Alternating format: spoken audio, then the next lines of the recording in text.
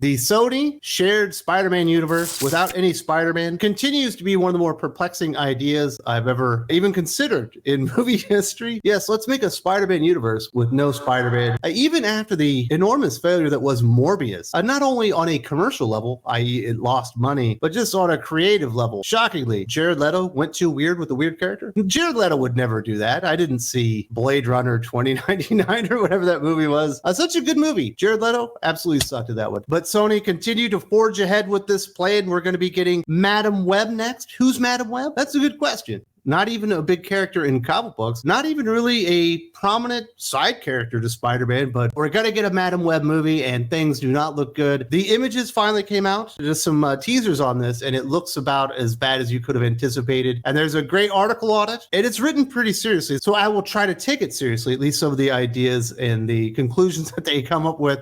Initially, they state Madam Web box office predictions suggest the Sony Spider-Man universe movie could have a lower opening weekend gross than Jared Leto's Morbius, which infamously bombed. Box Office Pro projects a $25 to $35 million domestic launch for Madam Web over the 3-day weekend starting February 14th, 2024. They also predict a total domestic gross between $56 and $101 million. With Morbius opening at $39.1 million, the movie's projected performance may be disappointing to Sony executives, giving the reported $80 million budget. Well, at least they didn't spend $300 million. It's not a Marvel Studios-sized fiasco that they've got on their heads. But this thing literally does not justify its existence. I don't know why they made the movie. I think they got the wrong impression when Venom, the first movie starring Tom Hardy, did really, really well. But Venom is pretty much a known commodity in comic books. He's a hero in his own right with a lot of history that really does directly tie into Spider-Man. But the character design is so cool and it's so striking. And the backstory associated with the people that have inhabited the Venom symbiote are also really compelling stuff. So there was actually a lot of stuff to work with. Whereas basically all the other characters that they've decided to do, like a Madam Well, they were going to do Tarantula. I think they're going to do a Kraven the Hunter movie, without Spider-Man. What's he going to hunt? Apparently he's some type of conservationist. That right there tells me that Sony has no idea about the history of Kraven or Spider-Man or any of this stuff. But I think they got the wrong impression with the success of Venom. And they thought, well, any character associated with Spider-Man will be able to do a movie, which, if you look at comic books, Venom does have its own solo title and can go ongoing for 200 issues. Madam Web can maybe do 4 or 5. Maybe a Kraven miniseries could do 12. Tarantula maybe 4 or 5. These characters just aren't nearly as big as Venom, and I don't know why they're expecting Venom-sized results or anything close to obviously like Spider-Man level results. Now, they wouldn't expect that. That's like $1 billion or whatever, but I think they are going to learn diminishing returns over time on all of these Spider-Man movies, not including the Venom stuff, related to the character with no Spider-Man in them. The main issue seems to be that these secondary characters simply don't have enough name recognition or fan excitement built up around them yet, so casual audiences are not sold on spending money to see their solo movies.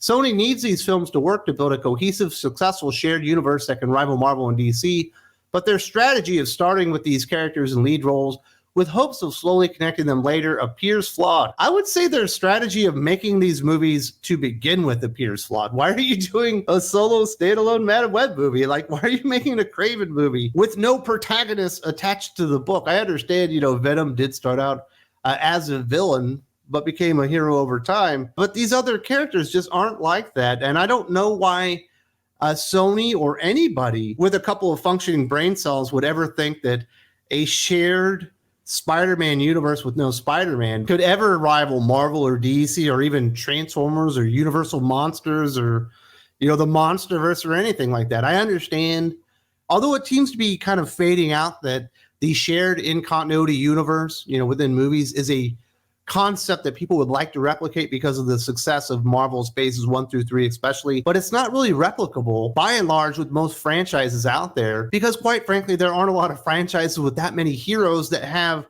shared ties and shared stories and stuff like that where you have with Marvel, where you not only you have a Spider-Man, you got a Captain America, you got an Iron Man, you got a Thor, you got an Incredible Hulk, you got all these amazing heroes, and then over at DC obviously you have Superman, Batman, Wonder Woman, Flash, Green Lantern, Green Arrow, Black Adam, Shazam. You have all these characters that can all kind of work together, and they've told stories with them all together.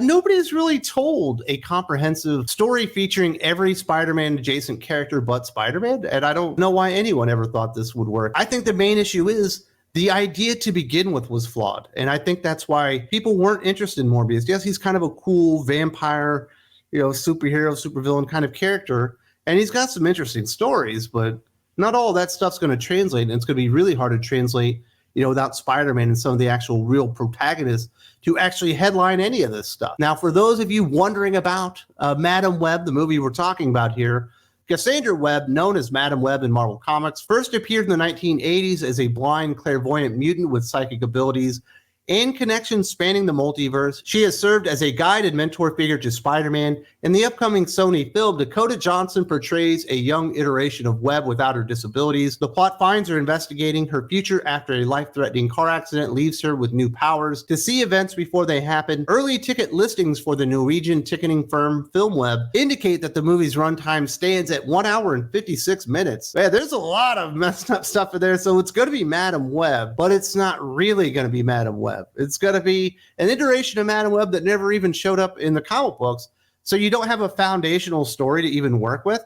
You just have some concepts and ideas of what Madam Web will be and what Madam Web will mean to this shared Spider-Man universe, but not actually having the foundational origins and ideas of where the character comes from and how to get the character over with fans. So that is an enormous red flag right there, that this probably isn't a very promising production.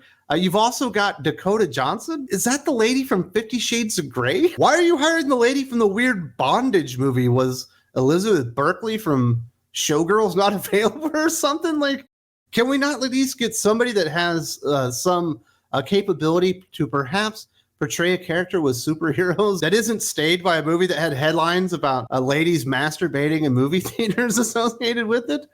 It's like, that's even worse than Twilight or being in the Hunger Games or any of those stupid movies. Now, the Hunger Games certainly is better than Twilight, but they're both way better than 50 Shades of Grey. Didn't think I was going to be seeing the Dakota Johnson name ever again, but apparently she's making a comeback in Madam Web. Why is she in a superhero movie? And then why is Madam Web 2 hours? Who asked for 50 minutes of Madam Web, let alone 2 hours? You got to compact that thing. You need to have that storytelling really tight, get people in and get them out. And hopefully you don't bore them to tears or make them realize I'm watching a Spider-Man movie with literally no Spider-Man in it. And then realize, what am I, crazy? What the hell did I sign up for? So, even as a comic fan, and obviously this is a Comic Central YouTube channel, it would be very difficult to make a compelling 20-minute video on Cassandra Webb, Madam Web, and be like, oh, this is why the character is great. These are the storylines that you need to go read. These are the characters that were impactful to Cassandra Webb. And these are the places that you want to go if you want to read the best Madam Web stories. Even though the character's been around for 40 years, she hasn't been really widely used. And that would be like, I don't know, a TikTok video just to cover the character's history and what was important if you were interested in the character. And that's what makes it so difficult, where you have a character like a Captain America or even a Spider-Man. Captain America's been around longer. He's a Golden Age character, been around for 80 years, whatever. But he's basically continuously been in production for most of those 80 years. Now, there was a point where he was kind of discarded during the Golden Age, and then he did return when they found his frozen body in the Silver Age. But even starting there's another 60 years of continuous publication with Captain America, and he's also on the Avengers, and he's teaming up and crossing over with other big-time heroes, and Spider-Man's been around, since the early to mid-60s kind of era. And obviously, there's been upwards of 4 or 5 Spider-Man titles being produced at all times on the character. So you have so many stories and so much stuff to work with to go out there and find the very best stuff and then translate to the big screen. Madam Web, that's not really there. And you think like a character like Kraven, he's got one story that's absolutely amazing, Kraven's Last Hunt, and it's more of a Spider-Man story. But outside of that, yes, the character's been around, and yes, he shows up from time to time. Right now, I think the Kraven that we have is a clone of Kraven's son or something like that, because they're constantly killing the character off and bringing him back. I just I don't know what they're thinking. It's really insane. They finish up the article stating, perhaps Sony would be better served by initially focusing on Spider-Man spin-off films around more familiar, beloved characters who can draw in viewers immediately. Characters like Black Cat, Silver Sable, and Kraven the Hunter have a rich comic history with Spider-Man that fans know. building out movies around them, first to establish Sony's connected saga and then slowly introducing some lesser known characters like Morbius could pay dividends.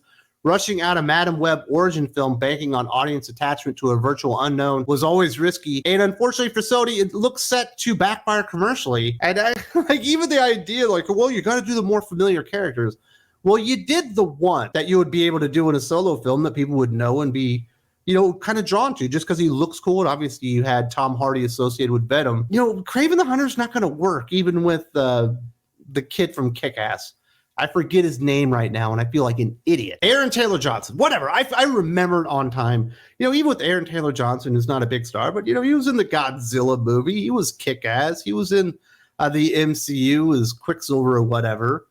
He's not going to get that character to work. They don't even understand who Kraven is. And Silver Sable? You can't do a Silver Sable movie. You can probably do a Black Cat movie. Admittedly, you can do a Black Cat movie, and I do think people would be attracted to it, even if they weren't familiar with the character, because she does have an amazing design. It's a very beautiful character. And, you know, she's kind of a thief, very similar to Catwoman, a character people are familiar with, basically the Marvel version of Catwoman. So I think you could probably do that as long as you did the casting well. And even if you weren't familiar with the character, you'd want to see it just because, you know, Black Cat is pretty smoking hot or whatever. There's just not a lot to work with here. This was always a bad idea.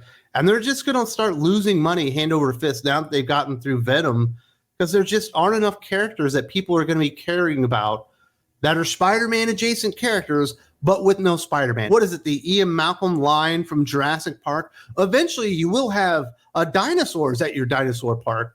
You know, fans are eventually going to say, eventually we will have Spider-Man in your shared Spider-Man universe. And I don't know that we will have that. It sounds like they're going to continue doing the Tom Holland Spider-Man movies in the MCU. And when they're solo movies, they will be produced by Sony. But when he's on the Avengers or whatever, it'll be, you know, a Marvel Studios movie. And they have an agreement there.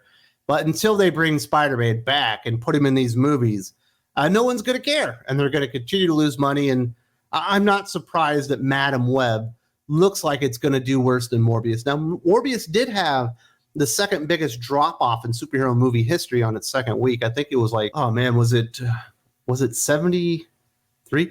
Something like that. The Marvels beat it with 78%, but it was a dramatic number. So I guess perhaps even if it underperforms Morbius in week one, maybe Madam Web wins out in the end just because it doesn't have that drop-off. Maybe it's a better movie, but just from the stills that you see and the synopsis of what the movie's going to be, and then the leaks regarding the movie and how it plays out, that does not sound like it's going to be the case. It sounds like an absolute disaster. So congratulations, Sony. You're going to lose a lot of money. If you would like more pop culture talk, specifically surrounding comic books and maybe Star Wars and some of that kind of stuff, I do have a lot more content over on the Patreon, specifically with my good friend Aaron Sparrow, who you likely know and love here from the channel. We have a weekly podcast called The Geek Fix. The first segment always comes out on YouTube, but there's always another hour and 40 minutes or more associated with that goes out on the podcast before it ever even hits the YouTubes. If you're interested in that, it's the Sparrow's Never Ending Christmas Tree tier on the Patreon. There's a link in the video description, and perhaps I got some stuff there for you too.